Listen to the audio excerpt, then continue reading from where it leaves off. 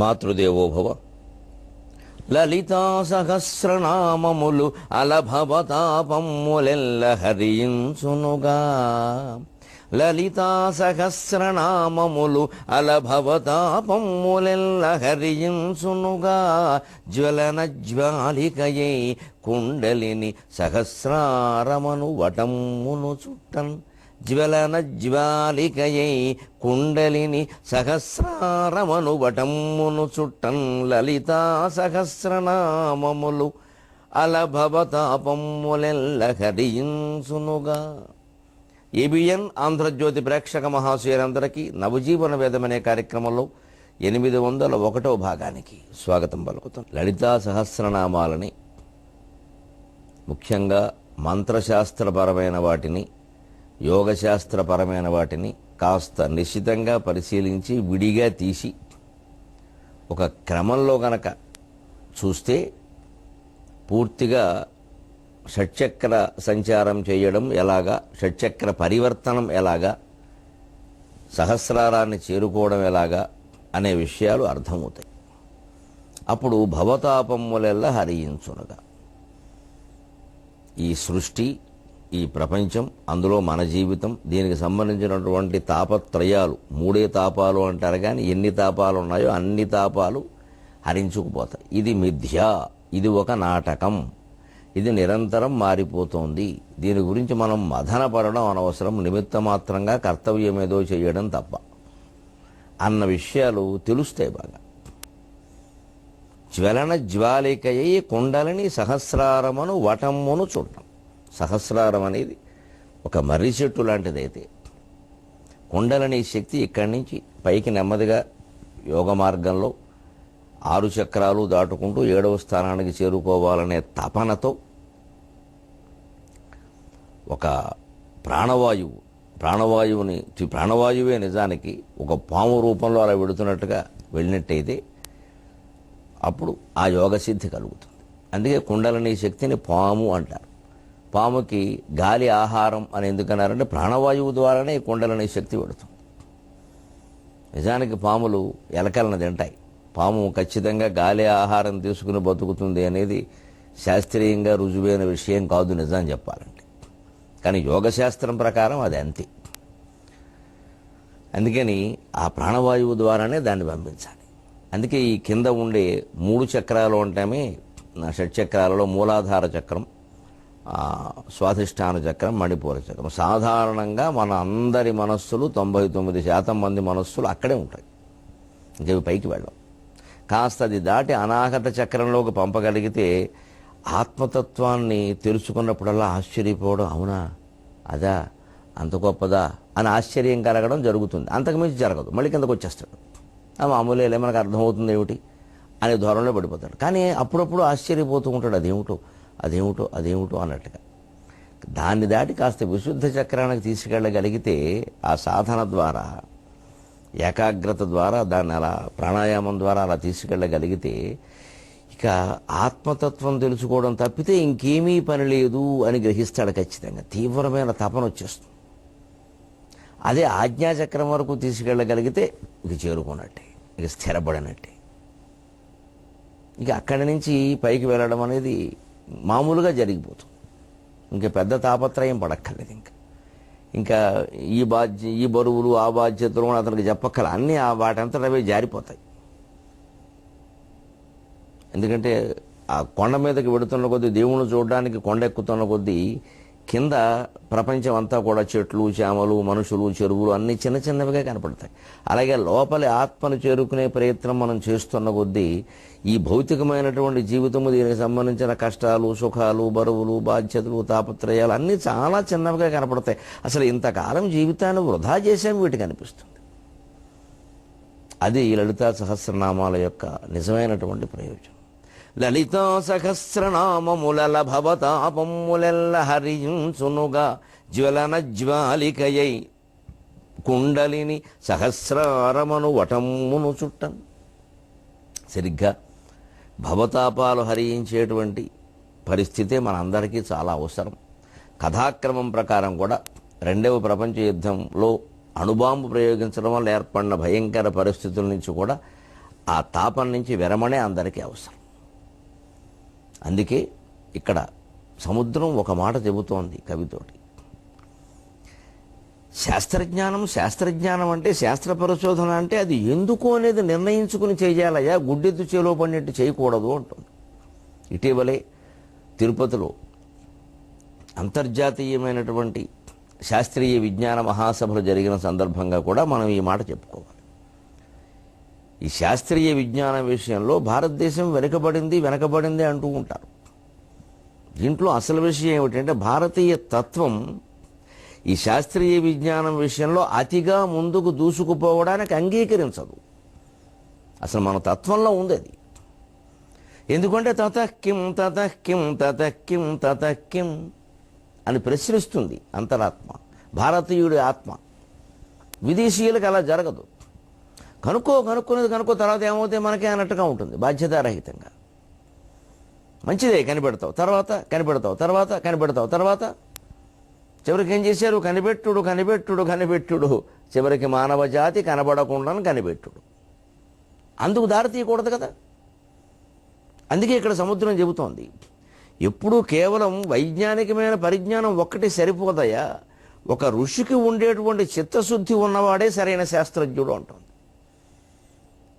శుష్కజ్ఞానం స్వార్థపూరిత మనస్సుంగల్గి వైజ్ఞానికావిష్కారంబులు చేయనిట్టేయకు. శుష్కజ్ఞానము స్వార్థపూరిత మనస్సుంగల్గి వైజ్ఞానికావిష్కారంబులు చేయనిట్లేయగు. ఈ విజ్ఞానమందు ఆర్యమస్తిష్కుండైన కణాదమోని అణువిచ్ఛేదంబు సేయండు. ఈ విజ్ఞానమందు ఆర్యమస్తిష్కుండైన కణాదమోని అణువిచ్ఛేదంబు సేయండు. శోచిష్కేషుండగు శాస్త్రవేత్తకు మహర్షి స్థాయి ఉండన్వలెన్. శోచిష్కేషుండగు శాస్త్రవేత్తకు మహర్షి స్థాయి ఉండన్వలెన్. అందుకే ఖచ్చితంగా సైన్స్ చదువుకున్న విద్యార్థికి ఆర్ట్స్ కూడా నేర్పాలి. సైన్స్ అండ్ ఆర్ట్స్ కాలేజ్ కలిపి పెట్టడంలో మన భారతీయుల తత్వం అది. విదేశాల్లో వేటికవే ఉంటాయి సాధారణంగా, ఒకచోట నేర్పరు. వాళ్ళకి ఆ సమన్వయం తెలియదు, మనకు తెలుసు. ఎందుకంటే మనది ఋషి సంస్కృతి. అబ్బాయి నువ్వు ఎంత భౌతిక విజ్ఞానాన్ని అభివృద్ధి చేసినా సరే అది మానవ వినాశనానికి దారితీయకుండా ఉండాలంటే ఆ స్థాయిలో, అంతకి రెట్టింపు స్థాయిలో నిజం చెప్పాలంటే మనిషి సంస్కారాన్ని అభివృద్ధి చేయాలి. ఆ సంస్కారాన్ని వృద్ధి చేయడం అనేది కళల ద్వారానే సాధ్యం, సైన్స్ ద్వారా సాధ్యం కాదు. అందుకే ఆర్ట్స్ సైన్స్ కలిసి సమన్వయంగా వెళ్లాల్సిందే. అందుకే మన సంస్కృతిలో ఆ మతతత్వంలోనే మీరు గమనించండి, పురుషుడిని సైన్స్తో పోలుస్తారు, స్త్రీని ఆర్ట్స్తో పోలుస్తారు. కళలు, స్త్రీ కళాస్వరూపిణి, పురుషుడు శాస్త్రస్వరూపుడు. ఒక నిశ్చిత స్వభావానికి పురుషుడిని ప్రతీకగాను, ఒక లావణ్యానికి స్త్రీని ప్రతీకగాను చూపిస్తారు. అది ఎవరిని తక్కువ చేయడం కాదు, ఎవరిని ఎక్కువ చేయడం కాదు. నిశ్చలంగా ఉండడం ఏం గొప్ప విషయం కాదు. స్తంభం నిశ్చలంగా ఉంటుంది, లత గాలికి ఊగుతూ ఉంటుంది. అలా చూస్తే లత చాలా గొప్పది, చాలా అందమైనది.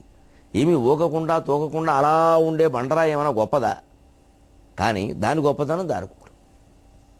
కొన్ని సందర్భాల్లో అలాగే ఉండాలి జీవితంలో, కొన్ని సందర్భాల్లో లతలా స్పందించాలి. అంటే స్త్రీతత్వము జగత్తుకు అవసరమే, పుంస్తత్వము అవసరమే. ఏది ఎంతవరకు అవసరం, ఏది ఎక్కడ అవసరం అనేదే మనం విచక్షణతో తెలుసుకోవాలి. అంతేకాని ఎవరిని తక్కువ చేయలేదు సంస్కృతి. ప్రకృతిం పురుషం చేవ విధ్యానాది ఉభావైపి అంటారు భగవద్గీతలో. ప్రకృతి పురుషులు ఇద్దరూ కూడా మొదటి నుంచి ఉన్నారయ్యా అన్నాడు. ఎవరిని తక్కువ చేస్తే ఎందుకంటారండి అలాగా? పురుషుడి నుంచి ప్రకృతి వచ్చిందని ఎవరు అలా అనలేదు.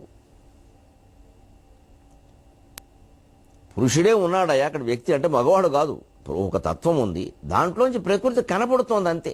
అది అనేక విన్యాసాలు చేస్తుంది. ఆ విన్యాసాల్లో పడి మాయలో పడద్దు. ఆ విన్యాసాలను ఆనందంగా తిలకించాలి. ఓ నాటకం తిలకిస్తాం, నాటకం అనుకుని వెళ్ళిపోతాం. అది నిజమే అనుకుంటే అందులో రావణాసురుడు రాముడు చంపేగానే ఆ రాముడు కొడుకు కావచ్చు, రావణాసురుడు తండ్రి కావచ్చు, కొట్టేసుకుంటారా? జీవితం కూడా అంతే. ఇవి పాత్రలు ధరించాం అనుకుంటే ఏ చింత ఉండదు. ఈ అంతస్తత్వాన్ని బహిస్తత్వాన్ని కలిపి చూడడం అనేది మనకి లలితా సహస్రం కారణంగా అలవాటైంది. విదేశీయుల్లో కూడా దైవము భక్తి మతము ఉన్న ఈ రకమైన సమన్వయ ధోరణ లేదు. అందువలనే అనేక ఆటుపోట్లకు తట్టుకుని హిందూ ధర్మం నిలబడినట్లుగా ఇతర ధర్మాలు నిలబడలేకపోతున్నాయి. ఎందుకంటే ఇందులో సమన్వయతత్వం ఎక్కువ. ఎప్పటికప్పుడు దీన్ని బలహీనపరిచేలా చేస్తే అంతర్గతంగా అగ్ని ప్రజ్వలిస్తుంది, మళ్ళీ మళ్ళీ వృద్ధి పొందుతుంది. నన్ను నువ్వేం చేయగలవరా అని, నీలో ఉన్నదే నేను, నన్ను నువ్వేం చేస్తావు. వైదిక ధర్మం గొప్పతనమే అది. అందుకే ఇక్కడ ఋషులు కణాదులు మొదలైన వాళ్ళు అణువిచ్ఛేదంబు చేయలేదు. ఊరికే శుష్క జ్ఞానం, ఒట్టి పరిజ్ఞానం. ఎందుకు చదువుకున్నామంటే నాలెడ్జ్, ఫర్ నాలెడ్జ్. ఏమిటా నాలెడ్జ్? ఎందుకు ఆ నాలెడ్జ్ ఎందుకు అని తెలియాలి కదా. ఇంగ్లీష్లో కూడా నాలెడ్జ్ అన్నదంటే KNOWLEDGE అని ఉంటే కే సైలెంట్ అండి. మరి సైలెంట్ అయినప్పుడు రాయడం ఎందుకండి? అజ్ఞానం అంటే అదే. ఆ భాషలో కూడా ప్రత్యేకత ఏమిటి అంటే, బాబు నీ పలికేటప్పుడు పలకక్కల్లా, కానీ రాసేటప్పుడు రాయాలి. అలాగే శాస్త్రీయ విజ్ఞాన ధోరణులు కనిపెట్టుకుంటూ వెళ్ళినప్పుడు కనిపెట్టుకుంటూ వెళ్ళు, కానీ అంతర్గతంగా ఒకటి ఉంటుంది, అది సైలెంట్గా ఉండొచ్చు, కానీ అది ప్రధానం. అదే ఆత్మతత్వం. ఇది దేనికి, ఇది దేనికి, ఇది దేనికి, దీనివల్ల ఏం జరుగుతుంది, అలా ఆలోచించకుండా చేస్తే ఇలాగే అవుతుంది ఉంటుంది. శుష్క జ్ఞానము స్వార్థపూరిత మనస్సును కలిగి వైజ్ఞానిక ఆవిష్కారములు చేసి ఇట్లేయగు. ఒట్టోహాన్ లాంటి వాళ్ళు మరొకళ్ళు విదేశాల్లో రకరకాల అణువాయుధాలు, ఇతర తీవ్రమైనటువంటి శక్తులు డైనమైట్ లాంటివి కనిపెట్టినప్పుడు ఏం జరుగుతుందో ఊహించలా. ఏది జరిగితే మనకే అని అన్నట్టుగా చేసేసారు. అవే ప్రపంచం గొప్ప ముంచేసాయి. అందుకని ఆ మనస్సు స్వార్థపూరితం కాకూడదు, ముఖ్యంగా విజ్ఞాన శాస్త్రంలో ఉండేవాళ్ళకి. ఇది గొప్పది కనపడితే నాకేదో నోబెల్ ప్రైజ్ వస్తుంది, నాకు కొన్ని కోట్లు వస్తాయి, నోబెల్ ప్రైజ్ అంటే 6 కోట్లు ఇస్తారట, నేను ఏదో చేయొచ్చు, అందుకోసం కనిపెట్టకూడదు. ప్రపంచ శాంతి కోసమే సమస్తం. అందుకే మన తత్వశాస్త్రాలన్నీ కూడా తతక్కిం తతక్కిం, నువ్వు ఎన్నేనా చేయవయ్యా, గురోరంఘ్రి పద్మే నలగ్నం మనశ్చేస్తతక్కిం తతక్కిం తతక్కిం తతక్కిం, లబ్ధా విద్యా రాజమాన్యా తతక్కిం, ప్రాప్తా సంపత్ ప్రాభవాఢ్యా తతక్కిం, భుక్తా నారీ సుందరాంగీ తతక్కిం, ఏన స్వాత్మానైవ సాక్షాత్కృతమోభూత్. శంకరాచార్య స్తోత్రం. ఇన్ని భోగాలను అనుభవిస్తే ఏమిటి? లబ్ధా విద్యా రాజమాన్య తతక్యం. ఓ ప్రపంచం అంతా నీ విద్యను గౌరవించవచ్చు, పెద్ద పెద్ద బహుమతులు ఇవ్వచ్చు, పదవులు ఇవ్వచ్చు, అయితే ఏమిటి? ప్రాప్తా సంపత్ ప్రాభవాఢ్య తతక్యం. ఓ 7 తరాలకు సరిపడ కొన్ని 100 కోట్లు సంపాదించి ఉండొచ్చు, ఆ నోట్లన్నీ రద్దు అయి ఉండొచ్చు, అయితే ఏమిటి? ఏం చెయ్యాలయ్యా అండి? ఎందుకు ఏం చెబుతున్నారు ఆయన? ఏన స్వాత్మ నైవ సాక్షాత్కృత అభూత్. ఎవరు ఆత్మసాక్షాత్కారం పొందలేదో, ఆత్మజ్ఞానం పొందలేదో, వాడి సంపదలు, వాడి భోగాలు, వాడి జ్ఞానము సమస్తం వృధా. ఈ అంతస్తత్వం విదేశీయుల్లో తక్కువ, భారతీయుల్లో ఎక్కువ. ఆచార్య పరంపర ఇక్కడ పుట్టినటువంటి వారు దాన్ని వృద్ధి చేశారు. శంకరులనగా, రామానుజులనగా, మధ్వాచార్యులనగా మహానుభావులు దాన్ని వృద్ధి చేశారు. ఇప్పటికీ వారి వారసులు అదే ప్రయత్నంలో ఉన్నారు. త్రిమతాచార్యుల వారసులందరూ అదే ప్రయత్నంలో ఉన్నారు. ప్రపంచ శాంతి స్థాపనే మతం యొక్క లక్ష్యం. ఇప్పుడు మతం వల్ల కలహాలు వస్తున్నాయంటే మతం అర్థం కాలేదన్నమాట. కలహాలు పోగొట్టడానికే మతం. అందుకే ఎవరైతే చెబుతున్నారో వారికి ముందు అహం పోకుండా, వారు ఆత్మసాక్షాత్కారం పొందకుండా ఆత్మ గురించి మాట్లాడే ఉపయోగం ఏం లేదు. ఒకవేళ మాట్లాడవలసి వస్తే పరమ నిజాయితీగా, బాబు నేను చూడలేదు, నేను ప్రయత్నం చేస్తున్నా, మీరు ప్రయత్నం చేయండి, కానీ శాస్త్రాల్లో చెప్పింది ఇది అని చెప్పుకోవడం మంచిది. కానీ తాను చూడని దాన్ని చూసినట్టుగా ఏదేదో పెద్ద మాటలు చెప్పేస్తే జనం హైలో పడిపోతారు. ఆయన చూసే ఉంటారండి, లేకపోతే ఇలా చెబుతారంటారు. చూడకుండా కూడా చాలా చెప్పొచ్చు. అందులో మా కవులకి చాలా నైపుణ్యం ఉంటుంది. మేము చూడకుండా చాలా విషయాలు చెబుతాం, మాకు అనుభవంలో నేను చాలా చెబుతాం. అసలు అవన్నీ అనుభవించినట్టే ఎదుటి వాళ్ళు అనుకునేలా చేసేస్తాం. అంత మాయ కవిత్వంలో ఉంది, అంత మాయ వక్తృత్వంలో ఉంది. ఆ మాయలోనే పడకూడదు. మనస్సు మహర్షి స్థాయి. ఎందుకని? ఈ విజ్ఞానమందు ఆర్యమస్తిష్కుండైన కణాదము అని అణువిచ్ఛేదంబు చేయండు. కణాదుడు అని ఒక మహర్షి ఉండేవాడు మనకి. కణాన్ అత్తీతి కణాదహ అన్నారు. ఆయన పేరే అలా వచ్చింది. నిజానికి పుట్టినప్పుడు పెట్టిన పేరు కాదు, వేరే పేరు ఏదో ఉండేది. అస్తమానం అణువుల మీద పరిశోధన చేస్తూ అలాగే కూర్చుంటూ ఉంటే వీడి అణువులనే తిని బతుకుతాడు, అన్నానికి పిలిచినా రావట్లేదని వాళ్ళ అమ్మగారు పేరు మార్చి కణాదహ అని పెట్టారు. పుస్తకాల పురుగు, పుస్తకాలే తింటాడు అన్నట్టుగా. వాడికి సినిమాలే ప్రపంచం అంటారా, ఈయనకి అణువులే ప్రపంచం ఇంకా అని వాళ్ళ అమ్మ నాన్న అక్కడి నుంచి కణాదహ అని పిలవడం మొదలుపెట్టి ఆయనకి అది ఖాయమైపోయింది. ఆయన అణువుల మీద పరిశోధన చేసి ఒక దశలో ఆపేశాడు. అంతేకాదు అక్కడ స్పష్టంగా ఇక మీద ఎవరూ పరిశోధన చేయకుండా అని రాశాడు. మన అణుశాస్త్ర విజ్ఞానంలో ఉంది, వైశేషికం కణాదున వైశేషికం అందులో ఉంది. ఎందుకు చేయొద్దన్నాడు? ఇక మీద చేస్తే బాంబులు కనిపెడతారు. ఎందుకంటే కేంద్రక విచ్ఛిత్తి వేరు, కేంద్రక సమలీనం వేరు, న్యూక్లియర్ ఫిజన్ వేరు, న్యూక్లియర్ ఫ్యూజన్ వేరు. ఇప్పుడు మన తెలుగువాడే ఒక అపూర్వమైనటువంటి పరిశోధకుడు, బొంబాయి ఐఐటీలో చదివినవాడు, మహానుభావుడు, కుర్రాడైనా 25 ఏళ్ల కుర్రాడైనా, అతను ఆ కేంద్రక సమలీన చర్య ద్వారా కొత్త రకమైన పరిశోధనలు చేస్తున్నాడు. కేంద్రక విచ్ఛిత్తి ద్వారా ఫిజన్ కల్పించారు, ఇప్పుడు ఫ్యూజన్ కల్పిస్తున్నాడు, న్యూక్లియర్ ఫ్యూజన్. కేంద్రకాన్ని విచ్ఛిత్తి చేసిన కొద్దీ అనంతమైన శక్తి వెలువడుతోంది. అంటే అర్థమైపోతుంది లోపల బృహత్కృషి స్థూలో గుణభృన్ నిర్గుణో మహాన్ అధృదస్వధృదస్వాస్య ప్రాగ్వంశో వంశవర్ధనక. ఈ మాటలకు అర్థం అదేనండి. విష్ణు సహస్రంలో మనం ఎంతసేపు మతపరంగా చెప్పేస్తూ ఉంటాం దాన్ని, ఏదో విష్ణుమూర్తి సంతోషిస్తాడని. అణుద్బృహత్ కృషిస్థూలక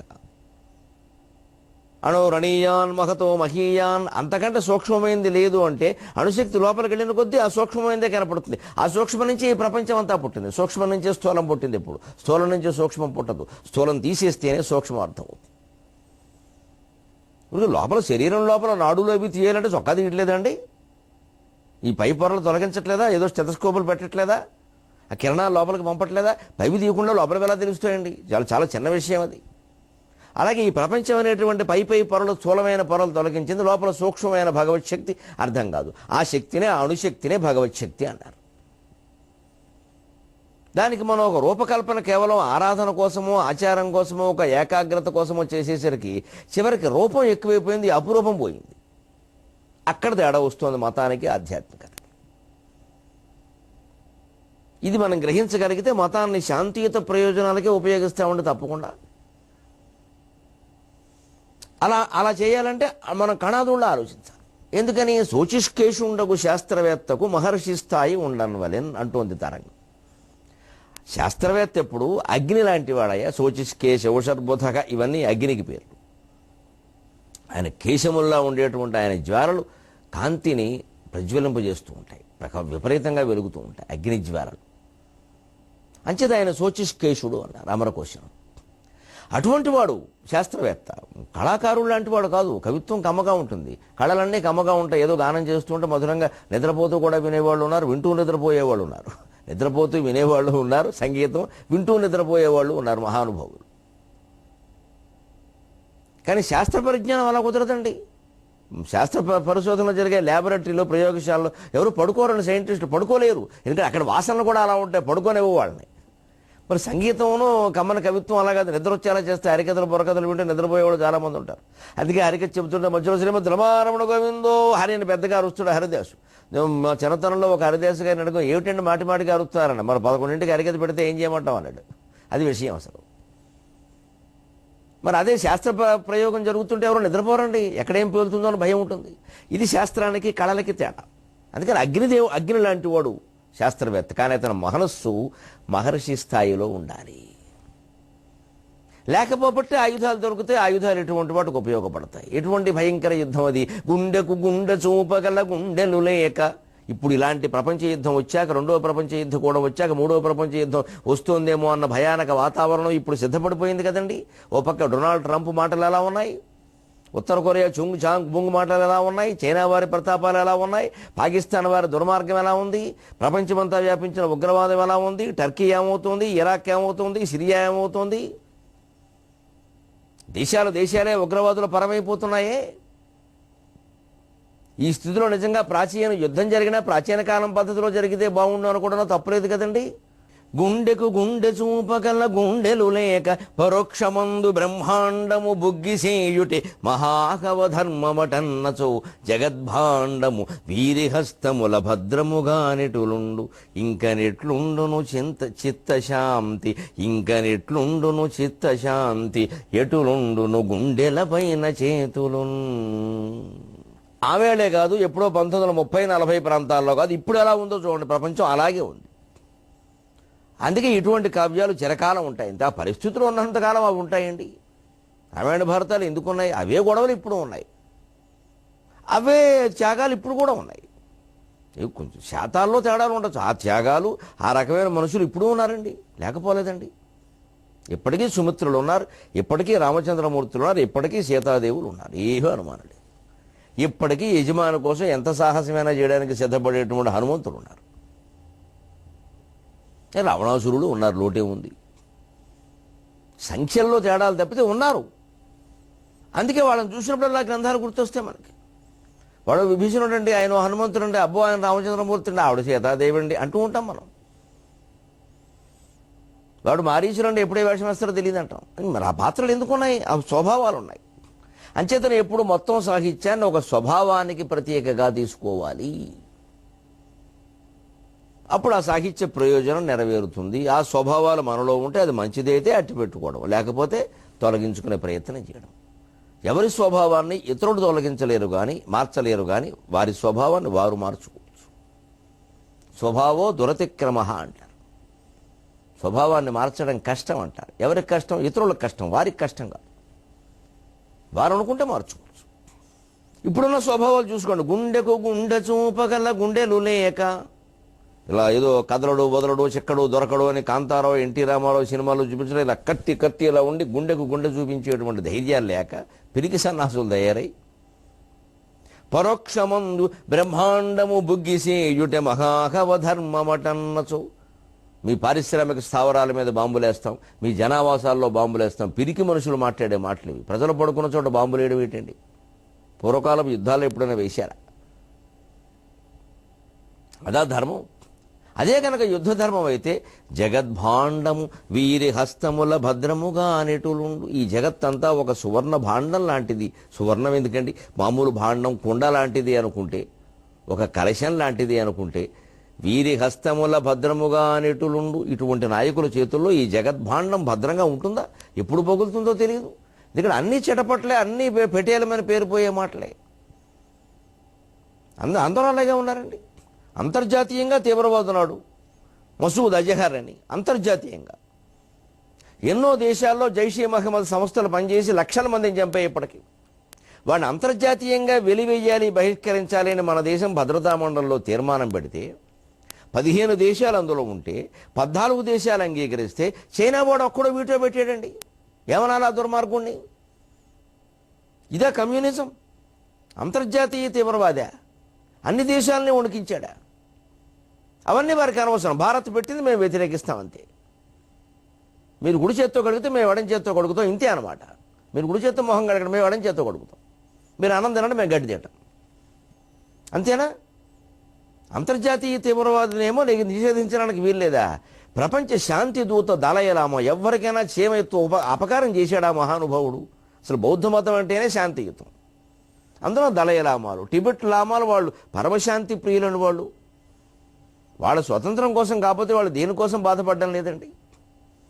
ఆ దళైలామాకి మన రాష్ట్రపతి గారు ఏదో టీ ఇచ్చారు, ఆతిథ్యం ఇచ్చారు, దాని మీద పెద్ద ప్రకటన, మా శత్రువులకు మీరు ఆశ్రయం ఇస్తున్నారని. శాంతి దూతలను బహిష్కరిస్తారా? తీవ్రవాదులను ఎత్తికెక్కించుకుంటారా? ఇదండి చైనా కమ్యూనిజం? ఇది కమ్యూనిస్ట్ సిద్ధాంతం? ఇది మార్క్స్ చెప్పాడా? అంటే ఏంలా, మాకు ఇష్టమైన వాళ్ళని ఆదరిస్తాం, మాకు ఇష్టం లేని వాళ్ళని వ్యతిరేకిస్తాం, మాకు సైనిక బలమే ప్రధానం. మరి ప్రతి దేశము అలాగే అనుకుంటే ప్రపంచం ఏమవుతుంది? జగద్భాండము వీరిహస్తముల భద్రముగా నెటులుండు, ఇంక నెట్లుండును చిత్తశాంతి ఎటులుండును గుండెల పైన చేతులు. గుండెల మీద చేతులు వేసుకు పడుకుంటాడమ్మా అంటారు. ఎవరు పడుకోగలరు? పూర్వం 6 బయట మడత మంచాలు వేసుకుని గుండెల మీద చేతులు వేసుకు పడుకునేవాడు. ఎందుకంటే ఆ బయట చలిగాలి కనీసం గుండెలకి తాకకుండా ఉంటే మంచిదని. గుండెల మీద చేతులు వేసుకు పడుకుంటే నిశ్చింతగా ఉంటుంది మనిషికి. గుండె కొట్టుకునే విధానానికి, బయట వాతావరణానికి దాని విధానం మారుతుంది. అలా మారకుండా ఉండాలంటే గుండెల మీద చేతులు వేసుకోవాలి. ఎవరు గుండెల మీద వారే వేసుకోవాలి, గమనిక. అందుకే అలా ఎటులుండును గుండెల పైన చేతులు. నిశ్చింతగా పడుకోవడానికి గుండెల మీద చేతులు వేసుకు పడుకోవడం అంటారు, లేదా గుండెల మీద కొంపట పెట్టినట్టు ఉందన్నమాట. అదే జరిగింది. ఇంత చేసి అణుబాంబు వేస్తే హిరోషిమా నాగసాకి మీద ఎవరికి ఏ ప్రయోజనం కలిగింది? 5 కోట్ల మనుజులు ఆవిరైపోయిరి, ఎవరికి ఏమి ఒరిగే ఇంత జరిగే. అవని విర్రి చూపుల ఆకాశమ్మును కాల్చే, అవని విర్రి చూపుల ఆకాశమ్మును కాల్చే, అమృత వృష్టి కొరకు అంగలార్చే, అమృత వృష్టి కొరకు అంగలార్చే. ఆశ్వాసాన్ని ముగిస్తూ అంటున్నాడు కవి. 5 కోట్ల మనుషులు ఆవిరైపోయిరి, ఎవరికి ఏమి ఒరిగే ఇంత జరిగే. అప్పుడు ప్రపంచ జనాభా ఎంతండి? 1935 ప్రాంతాలు. అందులో 5 కోట్ల మంది చనిపోయారండి ఈ బాంబుల వల్ల, అణుబాంబుల వల్ల. ఎవరికేమి ఎరుగే ఇంత జరిగి, ఇంత జరిగింది, ఎవరికేం ఒరిగింది, ఏ దేశం బాగుంది? మేము గెలిచామని చెప్పుకునే అవకాశం ఎవరికైనా, హిట్లర్కైనా, ముస్సోలినీకైనా, పోనీ ఇటు ఐరోపా దేశాలకైనా ఎవరికైనా ఉందా? మళ్ళీ ఎవరి బాధల్లో వారు ఉన్నారు. ఆదాయ వ్యయాలన్నీ తలకిందులైపోయినాయి. మొత్తం మీద ప్రపంచం అంతా యుద్ధాక్రాంతం అయిపోయింది. ప్రచ్ఛన్న యుద్ధ భయం అన్ని దేశాలని ఆవరించింది. అవని వెర్రి చూపులు ఆకాశమును కాల్చి, అటువంటిప్పుడు భూమి ఇక ఈ మనుషులు బతకనీరా బతకనీరా భగవాన్ భగవాన్ అని శ్రీ మహావిష్ణువును ప్రార్థించినట్టుగా ఉంది. భూదేవికి భర్తగా ఆయన చెబుతారు కాబట్టి అమృత వృష్టి కొరకు అంగలార్చి, అమృతం కురిపించవా, అమృతం కురిపించవా, అమృతం కురిపించవా. ఈ దారుణమైన మానవులు విషాన్ని కురిపించారు ఈ భూమి మీద. అమృతం కురిపించవా అని భూమి మొత్తం ప్రార్థిస్తే అదిగోనయ్యా అమృతం కురుస్తూ ఉంది అని ఆశ్వాసం ముగిస్తున్నాడు సాగర ఘోష కవి. ఆవేశంబున మానసాబ్జ భవమై ఆకాశపుందోట సంధ్యా వీరుత్సుమమై వసం వినిర్గత వసంత స్వాంత పీయూషమై భూవార్ధక్య నివారణౌషధమునై భూవార్ధక్య నివారణౌషధమునై పుణ్యప్రభాధూమమై భూవార్ధక్య నివారణౌషధమునై పుణ్యప్రభాధూమమై ఆవిష్కారమునందే బింబము చతుర్థాశ్వాస నిశ్వాసమై ఆవిష్కారమునందే బింబము చతుర్థాశ్వాస నిశ్వాసమై. భూమి యొక్క వార్ధక్యాన్ని పోగొట్టి యవ్వనం ప్రసాదించే బింబంగా, పుణ్యమైనటువంటి యజ్ఞక్రియ నుంచి వెలువడిన ధూమంగా, ఒక ఆవేశమైన మనస్సులోంచి పుట్టిన పద్మమైతే పద్మంలోంచి పుట్టిన కాంతిగా, ఆకాశపుందోట సంధ్యా వీరుత్సుమమై ఆకాశం అనే ఉద్యానవనంలో సంధ్య అనే లతకి పూసిన పువ్వుగా, భూవార్ధక్య నివారణ ఔషధమనే భూమికి తిరిగి యవ్వనం కల్పించేదిగా, వినిర్గత వసంత స్వాంత పీయూషమై ఈ మొత్తం విషపు పోకడలన్నీ పోగా వసంతం ఆవిర్భవిస్తే ఆ వసంతం మనస్సులోంచి పుట్టిన అమృతంలాగా ఆవిష్కారమునందే బింబము చతుర్థాశ్వాస నిశ్వాసమై. చతుర్థాశ్వాసం నిశ్వాసాన్ని విడిచిపెడితే అమృతం వచ్చినట్టుగా ఆ నిశ్వాస రూపంలో అమృతాన్ని స్రవించేటువంటి బింబంగా చంద్రుడు ఆవిర్భవించాడు. చంద్రోదయమైంది అని చంద్రోదయంతో ఆశ్వాసాన్ని ముగించారు. ఇది సాగర ఘోష భౌతిక మానసిక పర్యావరణ పద్యకావ్యంలో చతుర్థాంతరంగం. సెలవు.